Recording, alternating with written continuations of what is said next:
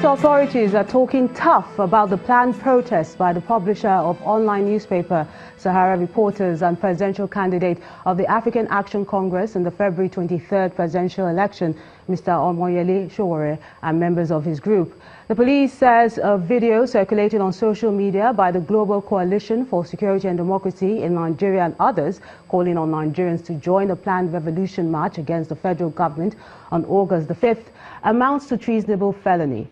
The police spokesperson, Mr. Frank Mba, explains that the planned action is aimed at forcing a regime change in the country. He says, and I quote, "The force wishes to state that the core amounts to treasonable felony and acts of terrorism and will therefore not stand idly by and watch any individual or group in the society cause anarchy in the land.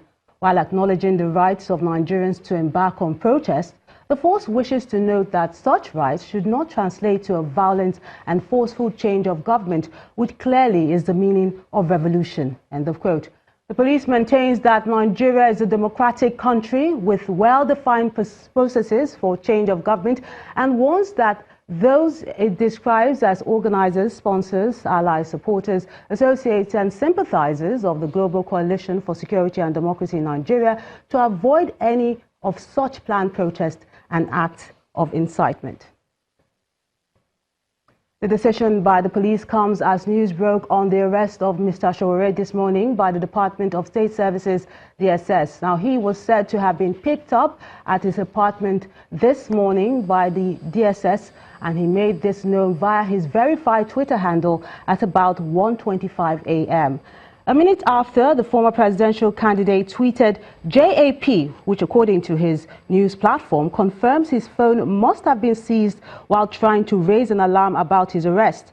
The news website added that its publisher's arrest was not unconnected to #RevolutionNow, a series of planned protests against bad governance in the country scheduled to take place on Monday, August the 5th. Mr. Sowore lost his bid to become Nigeria's president in the February 23rd 2019 presidential election after he lost to the incumbent president, Muhammadu Buhari. Meanwhile, members of his group, also known as the Third Force Movement, are insisting on going ahead with the protest, despite the warning by the police. Meanwhile, former Vice President Atiku Abubakar and some prominent Nigerians have condemned his arrest. Mr. Abubakar took to his Twitter handle this morning to call for Mr. Sowore's release hours after he was picked up by DSS operatives. The PDP presidential candidate says, and I quote, "Freedom of speech is not only constitutionally guaranteed, it is the substructure of our democracy. These kidnappings in the guise of arrest stands condemned." End of quote.